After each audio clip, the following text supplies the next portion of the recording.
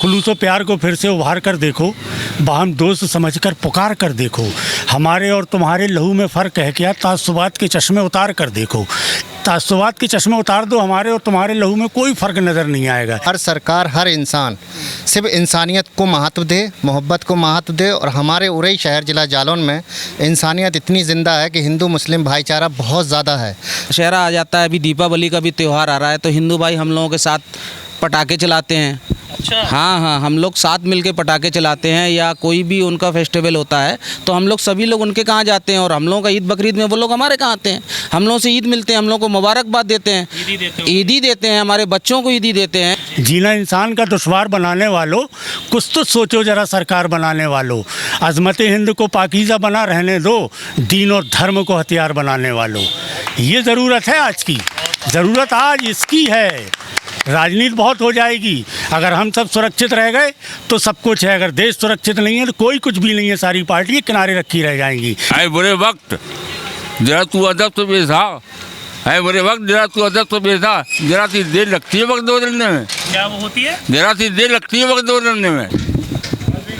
गंगा जमनी तहजीब टूटकर नहीं बिखरने वाली, नफ़रतें कितनी भी बढ़ जाएं, मोहब्बतें नहीं मरने वाली। नमस्कार, ये है सी टाइम्स नेटवर्क और आप देख रहे हैं द पत्रकार बाबू की चुनावी यात्रा क्या बोलता है बुंदेलखंड। हम चुनावी यात्रा के दौरान यहीं उरई में हैं। उरई में जब व्यापारियों से बात कर रहे थे तो उसी समय पता चला कि यहाँ पर कुछ ऐसे भी लोग हैं जो गंगा जमनी तहजीब को आज भी कायम रखे हैं। हम बहुत कम सुनते थे कि यहाँ पर भारत में गंगा जमनी की तहजीब फॉलो हो पाती है, लेकिन उरई में लोग हैं, ये जो आप देख रहे हैं कैमरे के सामने, कैमरे में, ये सभी इसको भली भांति फॉलो कर रहे हैं। हम उनसे जानते हैं कि किस तरीके से उन्होंने गंगा जमनी तहजीब को फॉलो कर रहे हैं, किस तरीके से कायम रखे हैं। उससे पहले हमारे साथ में शायर साहब हैं। शायर साहब से मैं बात करता हूं कि किस तरीके से वो देशभक्ति को लेकर के और गंगा जमनी तहजीब को लेकर के शायरी उनके पास है। क्या नाम है आपका? शफीकुर रहमान कशफी मेरा नाम है। जहाँ तक आपने जनपद जालौन की बात की है तो सभी जानते हैं कि हिंदुस्तान के नक्शे पर एक हिस्सा है बुंदेलखंड, और बुंदेलखंड में सबसे पिछड़ा है जनपद जालौन। लेकिन जनपद जालौन और चीज़ों में या रोज़गारों में पिछड़ा हो सकता है, लेकिन सांप्रदायिक एकता में पूरे देश पर हमेशा हावी रहा है और रहेगा इंशाअल्लाह। लेकिन हाँ, एक बात ज़रूर है कि पिछले दिनों से ये जो सरकारें आई, इन्होंने इस क्रम को बहुत बुरी तरह से तोड़ा है। एक शेर मैंने बहुत पहले कहा था कि खुलूसो प्यार को फिर से उभार कर देखो, बाहम दोस्त समझकर पुकार कर देखो, हमारे और तुम्हारे लहू में फ़र्क है क्या, तासुबात के चश्मे उतार कर देखो, तासुबात के चश्मे उतार दो, हमारे और तुम्हारे लहू में कोई फ़र्क नज़र नहीं आएगा। लेकिन बात क्या है, बात ये कि अगर एक संस्मरण हम तुम्हें सुनाते हैं कि प्राइमरी स्कूल में जब मैं और राम सिंह साथ पढ़ते थे तो जब घंटा गोल करते थे तो अगर राम सिंह के पिताजी आ जाते थे हम लोगों को पकड़ने, तो जितने थप्पड़ राम सिंह के पढ़ते थे उतने ही शफीकुर रहमान के पढ़ते थे। अगर शफीकुर रहमान के पिताजी आ जाते थे उतने ही थप्पड़ शफीकुर रहमान के पढ़ते जितने राम सिंह के। लेकिन आज इस भारतीय जनता पार्टी की सरकार ने ये ज़रूर किया है कि पता नहीं वो थप्पड़ कब हिंदू मुसलमान हो जाए, ये ज़रूर हुआ है। लेकिन उसके बावजूद जनपद जालौन अभी भी वो अपनी विरासत कायम रखे हुए हैं।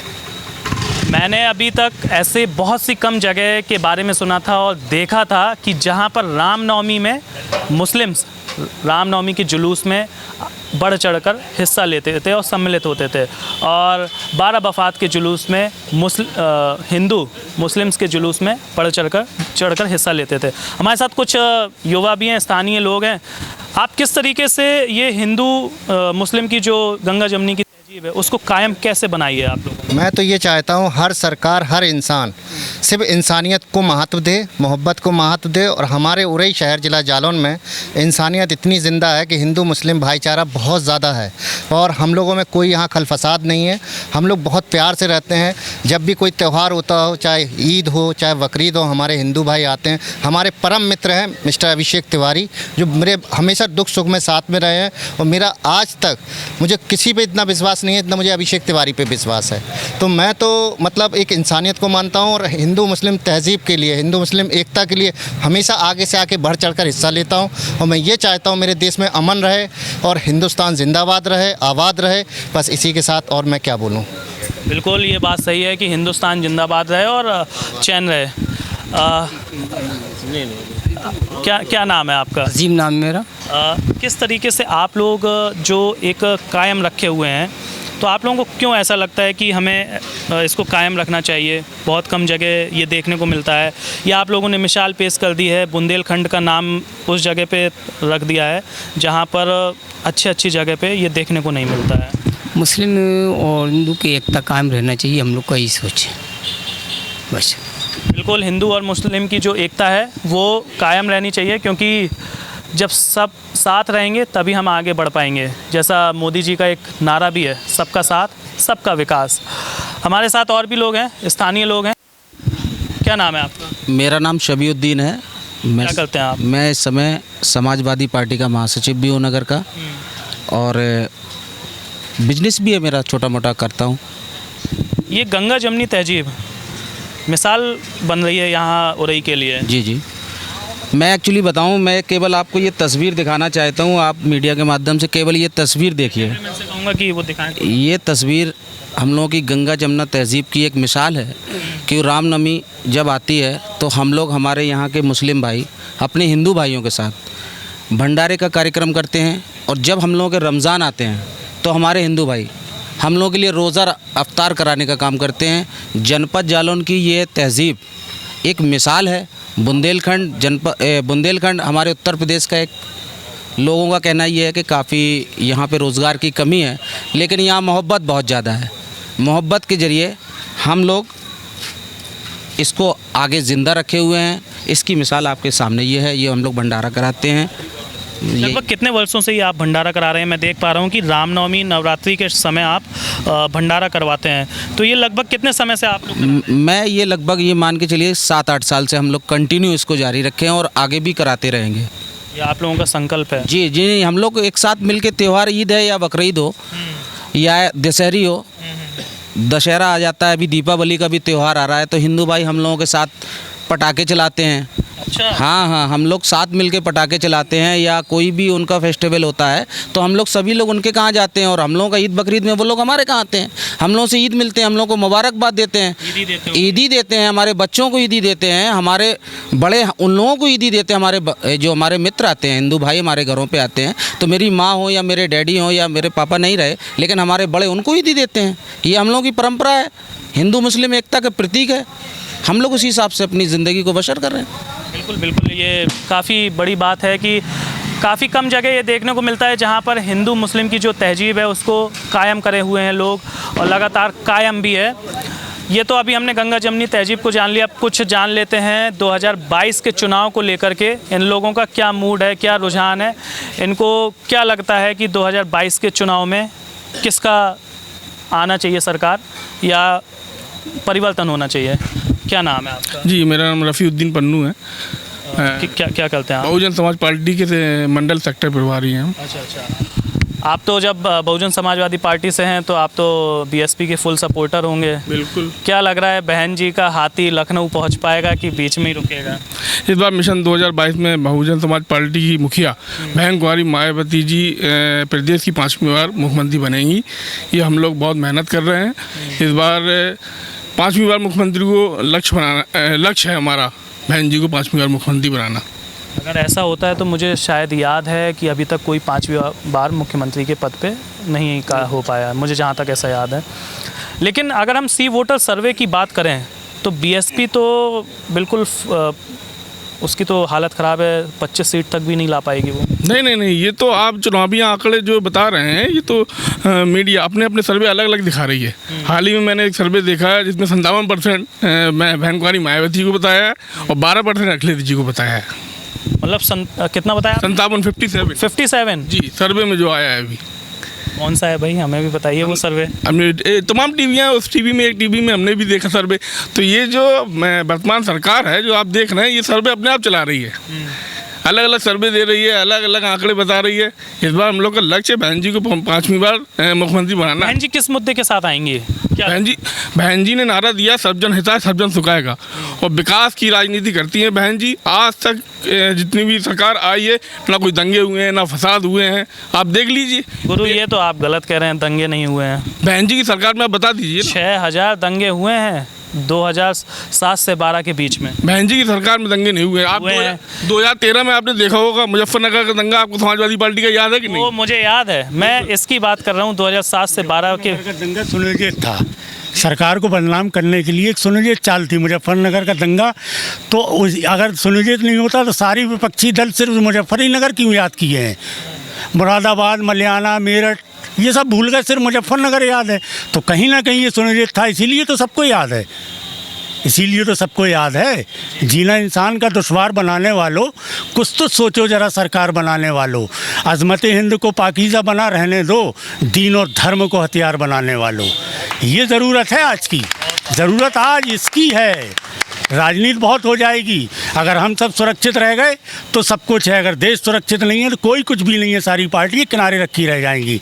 लेकिन एक बात ज़रूर है, बुंदेलखंड में ज़रूर समाजवादी पार्टी, मैं निष्पक्ष होकर कह रहा हूँ, बुंदेलखंड में एक नई ताकत बनकर समाजवादी पार्टी उभरने वाली है। क्या बात? ये कह रहे हैं समाजवादी पार्टी, क्या लग रहा है आपको? परिवर्तन मस्त है, परिवर्तन होना चाहिए। आए बुरे वक्त जरा तू अदब तो पेश आ, है बुरे वक्त जरा तू अदब तो पेश आ। जरा सी देर लगती है वक्त बदलने में। क्या वो होती है? जरा सी देर लगती है वक्त बदलने में। ये नहीं है कि सब हिंदू मुस्लिम का कार्ड खेल के हम हिंदू मुसलमानों का आपस में लड़ा के हम सट्टा ले लेंगे, ये संभव नहीं है। हम जो बुद्धिजीवी लोग हैं, पढ़े लिखे लोग हैं, आपस में मिल के रहने वाले हैं। आज नहीं 700-800 साल से रहते चले आ रहे हैं और रहेंगे। तो ऐसा है कि परिवर्तन जरूरी है। परिवर्तन क्यों होना चाहिए, जबकि बीजेपी कह रही है सबका साथ सबका विकास। हर इस समय उन्होंने 3 तलाक बिल भी पास किया बीजेपी ने, तो सबका साथ सबका विकास लेकर चल रही है। तो फिर तो आप लोगों को वही कायम करना चाहिए। हर कास्ट का, हर मजहब का अलग अलग एक्ट है। हमारा मुस्लिम पर्सनल अल्लाह है, आज से नहीं, हुजूर सल्लल्लाहु अलैहि वसल्लम के ज़माने चला आ रहा है, इस्लाम के ज़माने। आपका हिंदू कोड बिल है, समझे। अगर कोई जातियाँ मुस्लिम लेडीज के साथ हो रही हैं तो उसमें तो रिफॉर्म तो किया जा सकता है। ये नहीं कि आप मुस्लिम पर्सनल ही होटल डालो। हमारे यहाँ 3 तरीके से तलाक ली जाती है। आप तो नहीं कोर्ट से ही तलाक हो, मान लीजिए एक नहीं ले तो उसका 10 साल का मुकदमा चलता रहे। और हमारे यहाँ था कि हम 2 बुजुर्गों के सामने औरत को या आदमी को तलाक औरत को दे सकता है और आसानी से हो जाए। मिला के आपके जो कानून है, शरीयत कानून में ही आएगा ना, वो शरीयत कानून में तलाक का अलग ही जो रूल्स एंड रेगुलेशन प्रोविज़न है। आप अभी कह रहे थे बीएसपी सबका साथ, वो सर्वजन हिताय सबजन सुखाय के नारे के साथ आ रही है। बीएसपी का आपने बोला कि कोई दंगे नहीं हुए, कुछ नहीं हुआ। 2007 से जब 12 के बीच की बात है, आगरा के में भी हुआ दंगा, ठीक है, और भी ऐसे काफ़ी दंगे थे जो हुए। तो कैसे आप कह रहे हैं? लाइन ऑर्डर आप जानते हैं, जैसे लाइन ऑर्डर तो काफ़ी अच्छा था भाई। ये तो सब तारीफ करते हैं लाइन ऑर्डर की, और क्यों नहीं करेंगे बताइए। बहन जी के जब सरकार आई है, लाइन ऑर्डर कितना मजबूत रहा है। उसी लाइन ऑर्डर और सबजन हिताय सबजन सुखाय हिंदुस्तान में रहने वाली 6743 जातियों का प्रतिनिधित्व बहन जी खुद करती हैं, चाहे ST मुस्लिम को। आज ब्राह्मण देख लीजिए, चारों तरफ प्रबुद्ध सम्मेलन हो रहे हैं, कितनी तादाद में। आपके यहीं हो रही की बात मैं बताऊँ, सतीश चंद्र मिश्रा आए जी, ब्राह्मणों ने बाइकआउट कर दिया उनको। तो टोटली कौन कह रहा है? इतना बेहतरीन यहाँ पर सम्मेलन हुआ है, यहाँ पर कॉलेज सम्मेलन, मतलब जन सैलाब आया था। आपने शायद सुना नहीं होगा, यहाँ पर जन सैलाब था ब्राह्मणों का। ब्राह्मण दोबारा इस बार बहुजन समाज पार्टी की तरफ देख रहा है अपना पूरा उद्धार। तो ब्राह्मण इस बार पाला बदलेगा बिल्कुल, बहुजन समाज पार्टी की तरफ अक्सर है वो। चलिए देखते हैं। हाँ, क्या कह रहे हैं? मैं ये बात और कहना चाहता हूँ कि इस शासन में, इस सरकार में हमारी अक़लियत की जो चीज़ें थी उनको हमसे छीना जा रहा है। आप देखिए कि मथुरा का ज्ञान मस्जिद ईदगाह है, 1935 में मदन मोहन मालवीय और सर वजीर बहुत बड़े बैरिस्टर थे, उनके ज़माने में कंप्रोमाइज़ हुआ और हिंदू और मुस्लिम के ने दोनों ने साइन किए। और उसके बाद कानून जो है ईदगाह अलग बनी है और मंदिर के लिए अलग जगह दी गई। और ओछा महाराज ने भी मंदिर की जगह वहाँ दी है। तो अब ये बताइए कि उस पुराने मसले को आपने क्या नाम दिया उसमें डाल दिया कोर्ट में। दूसरा ज्ञान वापी मस्जिद बाबा विश्वनाथ के मंदिर के बगल में है ज्ञान वापी मस्जिद, ना ज्ञान वापी मस्जिद वाला भी मसला आपने डाल दिया। जबकि 1951 में ये तय हो गया था कि जो धर्म स्थल हैं जैसे हैं वैसे ही रहेंगे। ये बताइए आपने राम मंदिर को आस्था में कैसे एग्जाम कर दिया? आज ये तो सुप्रीम कोर्ट का आदेश है, ना कि सरकार। एक बात नहीं करें, अगर हम ये मसला नहीं उठाते ना सुप्रीम कोर्ट जा रहे थे ना हाई कोर्ट जा रहे थे ना कहीं नहीं जा रहे थे, कहीं नहीं जा रहे थे हम लोग। अरे आप ये बताइए कि इतने मस्जिद हैं मंदिर हैं सब हैं, सब लोग अपने स्वतंत्रपूर्वक उपासना करते हैं, किसी को कोई हक नहीं। अल्लाह भी एक है, राम भी एक है। हम चाहते हैं हिंदुओं से एकता जो चली आ रही सालों से वो अभी वो दस्तूर है। जिस तरीके से आप लोग कायम बनाए हुए हैं यहाँ उरई विधानसभा उरई जिले में। उरई में कोई दंगा नहीं हुआ, उरई में कोई दंगा नहीं हुआ कभी, इतिहास है। आप देखिए कितना आपकी बारहवीं मस्जिद वाले कांड में कितना का माहौल ख़राब था हैं। और देखिए आप हम लोग सब लोग एक साथ मिलजुल के सब लोग एक दूसरे करते हैं। एक भाई का फ़ोन आया, वो कट्टर हिंदू भाई थे, उनको ब्लड की ज़रूरत पड़ी। मेरा AB नेगेटिव ब्लड है जो बहुत रेयर होता है। तो जब मैंने देखा कि इस बंदे से मेरा झगड़ा हो चुका था हिंदू मुस्लिम के ऊपर, तो मैंने देखा कि इस बंदे को ब्लड देना है। लेकिन मैंने इंसानियत को सबसे आगे रख के मैंने उसको ब्लड दिया, उसकी जान बचाई। आज वो मुझे दिल से लगाता है, गले लगाता है, बहुत प्यार करता है। बोलता है भाई मैं जानता हूँ कि 2-4 लोग खाली हिंदू मुस्लिम में पाँचों उंगली बराबर नहीं होती हैं, पाँचों उंगली बराबर नहीं होती हैं। हर बिरादरी हर धर्म में कुछ अच्छे लोग होते हैं कुछ बुरे, उन्हीं में से आप भी हैं। तो हमने कहा आप भी अच्छे बन जाइए भाई। कह रहे मैं बोलिए, बात सही है। कम से कम किसी की जान तो बचाई आपने, क्योंकि जान बहुत अमूल्य है, बहुमूल्य है। क्या नाम है आपका? अम्बरीश श्रीवास्तव। क्या? अम्बरीश श्रीवास्तव। क्या करते हैं आप? हम किसान हैं। किसान हैं। किसान आंदोलन को कितना सपोर्ट कर रहे हैं आप? 100%। 100%। किसान बिल से फिर आपको खफा होंगे आप तो? राकेश टिकैत जी अलग बात है, लेकिन हम स्वतः किसान हैं, हम अपनी बात रख सकते हैं अगर आप चाहें तो। बताइए क्या क्या कमी क्या है आप बताएं। किसान सर, आप किसान आंदोलन के फुल सपोर्ट में हैं, ठीक है, तो फिर आप किसान बिल के अगेंस्ट भी होंगे आप? बिल्कुल। लेकिन सरकार कह रही है कि जो किसान बिल आए हैं नए, उसमें बिचौलिए जितने आते थे किसान और ग्राहक के बीच में, वो पूरे ख़त्म हो जाएंगे अब। गलत कह रही है, उनकी मंशा दूसरी है। पहले आप प्रैक्टिकली ये देखें कि जैसे सरकार जो सम्मान निधि दे रही 2000 रुपये, चार थी अब 6 हो गई। तो सम्मान निधि अपने यहाँ दी जाती सीमांत किसानों को। सीमांत किसान कहा जाता है जो 2 हेक्टेयर से कम हो, मतलब करीब 13 बीघा 12.5 बीघा से कम हो, वो सीमांत किसान होता। एक सीमांत किसान साल भर में अगर 2 फसल करता है तो मिनिमम 500 लीटर डीजल लगाता अपनी खेती में। और 500 लीटर डीजल पे एक साल में करीब आप भी जानते हो 30 से 35-40 रुपये बढ़ गए। तो 40 रुपये से 500 का आप मल्टीपल करें तो 4×5 20,000 रुपये तो उनने हमसे डीजल से ले लिए और दे कितने दिए 4,000। अभी कह गए साहब के 6,000, ठीक है। तो हमारा पैसा इस जेब से निकाल के इधर देते, ये तो उनकी पॉलिसी है। दूसरा, खाद पे DAP पे बढ़ाए 2200-2400 की बैग कर दिया था 50 किलो का, और यूरिया का बैग उससे 5 किलो यूरिया कम कर ली और रेट भी उनने उस तरीके के कर दिए। अब जब किसानों ने विरोध किया तो वो बैग जो है फिर से 12,500 रुपये का DAP का बैग हो गया किसान के विरोध के बाद। जबकि अगर विरोध ना होता तो वो 2200-2400 में बोला सब्सिडी देंगे। सब्सिडी का हाल समझो, नियत में फ़र्क है। बकाया सरकार से कोई हमें परहेज नहीं है, चाहे वो मोदी जी हों अच्छा काम कर रहे, चाहे वो योगी जी हों, लेकिन इन लोगों की नियत में फ़र्क है। जैसे अब किसान के लिए नियत के सिलेंडर पे सब्सिडी दी, जब 12 सिलेंडर कांग्रेस शासन में मिलते थे 12 से 9 हुए तो पूरा जमात जो एक जमात है रोड पे आ गए थे और इन्हें विरोध किया था। 3 सिलेंडर केवल सब्सिडी और सिलेंडर कम होने पे पूरा बवाल खड़ा कर दिया था। एक्चुअल में मीडिया भी उनने हाइप कर रखी थी। आज 70% मीडिया अंडारी अंबानी की है और आप लोग जैसे चैनल हैं वो हमें दिखाते हैं, हम लोगों की बात सुनते, तो चलो कुछ बातें होने लगी जो आप पे आगे आपने सिलेंडर की बात करी तो मैं आज सब्सिडी कितनी है? पहले सब्सिडी दी, उसके बाद धीमे धीमे कम करते चला। पिछले महीने 1 रुपये 58 पैसे सब्सिडी आई, सब्सिडी 1 रुपये 58 पैसे आई। सिलेंडर 950 का हो गया। जो सिलेंडर पहले लोगों को दिए थे उन्हें उज्ज्वला में पहले कहा था फ्री दे रहे हैं, हालांकि फ्री नहीं था वो सिलेंडर, वो किस्तों में था। जो सब्सिडी थी वो तब तक मैनेज वापस नहीं देते थे जब तक उनका 1500 रुपये जो चूल्हे का था वो बराबर हो जाए। तो पहला झूठ उनका कि हम फ्री सिलेंडर दे रहे हैं। प्रधानमंत्री ने बड़े बड़े वो बैनर पोस्टर लगाए कि फ्री उज्ज्वला स्कीम, वो स्कीम फ्री नहीं थी। इसी तरीके से खाद पे करना चाह रहे थे वो कि खाद पे भी हम सब्सिडी देंगे। तो सब्सिडी का खेल तब अच्छा है जब राजा की नीयत साफ हो। जब राजा की नीयत में खोट, विरोध इसलिए है, मोदी जी से कोई विरोध नहीं है, उनकी पॉलिसी और उनकी नीयत से विरोध है। पहली पंचवर्षीय जब आप हाँ मोदी जी पहली पंचवर्षीय में जब मुख्यमंत्री बने तब हाई कास्ट थे, मतलब हाई कास्ट तो कोई होती नहीं, सवर्ण थे, जनरल कास्ट में थे, नहीं जनरल कास्ट में थे। फर्स्ट टाइम जनरल कास्ट में थे जब मुख्यमंत्री गुजरात के बने पहली पंचवर्षीय में। जब दूसरी पंचवर्षीय में आए तो उन्होंने अपनी कास्ट को कन्वर्ट करा लिया बैकवर्ड में।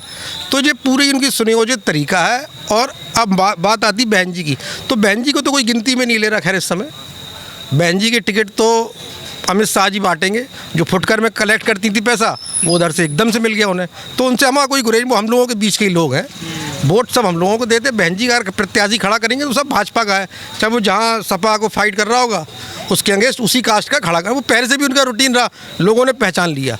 अब 10-12% उनके पास जो वोटर था पिछले चुनाव से, वो भी हमारे पास 6-7% आ गया, क्योंकि जब ये वगैरह का बता दिया। आपने बताया कि आप पॉलिसी से सबसे ज़्यादा खफा हैं, ना कि मोदी जी से खफा हैं। मोदी कौन होता? व्यक्ति से क्यों खफा होंगे हम? आपसे क्यों? आपकी आदतों से खफा है। आप में क्या, आप तो भगवान के बनाए हुए हो, आपसे क्या लड़ाई है भाई? आपकी पॉलिसियाँ अच्छी हो तो आप बढ़िया है। अब जब आप किसी जाति को विशेष तरह के डरा के रख रहे हैं, पूरे सबसे ज़्यादा जो करप्शन किया उनने, मेंटली करप्शन है उनका, कि इतना माहौल बना दिया है पूरे देश में। क्या ऐसे ही था अपना देश? बताओ अब हमें। आपने तो देखा होगा, बहुत ज़्यादा पुरानी बात नहीं है, अभी 6-7 साल का माहौल है। 6-7 साल में ऐसे ही माहौल था, डर लगता था लोगों को निकलने में, लोग बाहर निकलना नहीं चाहते, कहीं जाना नहीं चाहते। क्या है ये माहौल? आप गुजरात की स्थिति देखो। हमारा एक रिश्तेदार है गुजरात में नौकरी करने गया तो लोकल में नौकरी नहीं करने देते, कहते आप नॉर्थ इंडियन हो। बॉम्बे में भी है, महाराष्ट्र में भी यही पोजीशन है। अपने यहाँ नहीं है। अपने यहाँ का लेबर बाहर नौकरी करने जाता था, उनकी स्थिति, उनकी जो आर्थिक स्थिति उसको बनाने में सबसे बड़ा योगदान नॉर्थ इंडिया का है। आज स्थिति क्या है आपकी? आज स्थिति देखो, घर में जो सवर्ण मतलब जनरल कास्ट के लड़के हैं 80% घरों में आ गए। किसकी पॉलिसी है जी? वो तो कोविड के दौरान से नहीं भाई, कोविड का तो एक ठीक है कोविड का बकाया 2 करोड़ जो रोजगार देने को कहा था, आपने पूछा कभी उनसे? 2 करोड़ के हिसाब से 10 करोड़ होने चाहिए, 2 साल जो हो गए तो 14 करोड़ रोजगार होना चाहिए थे। 14 नहीं है। आप BSNL आज ऐलान हो गया बेचने का, BSNL के पास अगले महीने की सैलरी नहीं है। जिसके पास 1 रुपया कर्जा नहीं है, कर्ज में नहीं है जो कंपनी, उसको अपने एम्प्लॉइज़ को देने को नहीं है। और रिलायंस और जियो मेज थपथपा के बिजली का बिल अरबों खरबों का माफ़ हो जाता। क्या कहेंगे आप इसमें? वो कुछ कह रहे हैं कि बेच रही है सरकार, क्या कहेंगे इस पे? क्या कह सकते हैं, जो प्राइवेट सेक्टर में सब दे रहे हैं इससे नुकसान तो है ही। जो देखिए, अगर आप तो बीजेपी के हैं ना? जी, हम बीजेपी के नहीं हैं, हम तो सिर्फ इंसानियत में सबसे जुड़े हुए हैं, हम बीजेपी के नहीं हैं। लेकिन हम यही कहेंगे कि अगर कोई भी चीज़ बेच रही है, जैसे BSNL का सुन लीजिए, LIC का सुन लीजिए, या दीगर और कंपनियां हैं, ये सब फ़ायदे में हैं। जब फ़ायदे में, अगर नुकसान में हो तो दूसरी क्यों खरीद रही? नुकसान का सौदा कोई नहीं करता है। ये फ़ायदे में है, इनको जानबूझ के खैर नुकसान पहुँचाया जा रहा है, दिखाया जा रहा है, जिससे कि प्राइवेट सेक्टर को दी जा सके। ये तो सब खेल है, आगे हम इसमें क्या बोल सकते हैं? बिल्कुल आप सही बोल रहे हैं। क्या नाम है आपका? जावेद अख्तर। क्या करते हैं आप? छात्र हैं, बेरोजगार घूम रहे हैं, MA B.Ed किए। मतलब छात्र हैं और बेरोजगार हैं। योगी जी तो कह रहे हैं कि काफ़ी हम रोज़गार दे रहे हैं, स्किल डेवलपमेंट करा रहे हैं लोगों की, युवाओं की। अभी नौकरियां भी निकाल रहे हैं, 69,000 अभी निकाली भी हैं शिक्षक भर्तियों की। ख़राब स्थिति तो युवाओं की है। छात्र पढ़ चुके हैं, पूरी हम जैसे कई बैठे हैं, MA किए हैं, B.Ed किए हैं, लेकिन रोज़गार के नाम पे तो उत्तर प्रदेश में रोज़गार तो कोई नहीं है। पकौड़े तलने के लिए बोल रही है सरकार? हाँ, बस पकौड़े तलने के लिए बोला गया है, वही करके अपना चलाएं काम, और क्या है। रोज़गार तो नहीं मिल रहा है उत्तर प्रदेश में, ख़ास तौर से उत्तर प्रदेश में ज़्यादा बेरोज़गारी है और पढ़े लिखे छात्र सब बेरोज़गार घूम रहे हैं, यहाँ वहाँ पलायन कर रहे हैं, दिल्ली मुंबई कहीं ना कहीं जाके अपना चला रहे हैं सब। बिल्कुल, ये युवा ने भी कहा कि यहाँ पर उत्तर प्रदेश में सबसे ज़्यादा बेरोज़गारी की कमी है, सबसे ज़्यादा बेरोज़गार हैं यहाँ पर और रोज़गार लगातार कम हो रहे हैं। अब देखना ये होगा कि 2022 के चुनाव को लेकर के कौन सी पार्टी सत्ता पर काबिज होगी, क्योंकि 2022 का चुनाव काफ़ी महत्वपूर्ण लगता है बीजेपी के लिए और बीजेपी इस चुनाव को किसी भी तरीके से अपने हाथ से जाने नहीं देगी, क्योंकि यहीं से शुरुआत होती है केंद्र सरकार की राजनीति को। केंद्र सरकार में कौन आएगा, कौन सी सत्ता काबिज होगी, वो उत्तर प्रदेश से ही शुरुआत होती है। देखते हैं, समय बताएगा। ये जो वोटर्स बैठे हैं यही बताएंगे, ये तय करेंगे कौन आएगा प्रदेश की सरकार में। तब तक के लिए आप स्वस्थ रहें, जुड़े रहें सी टाइम्स नेटवर्क के साथ।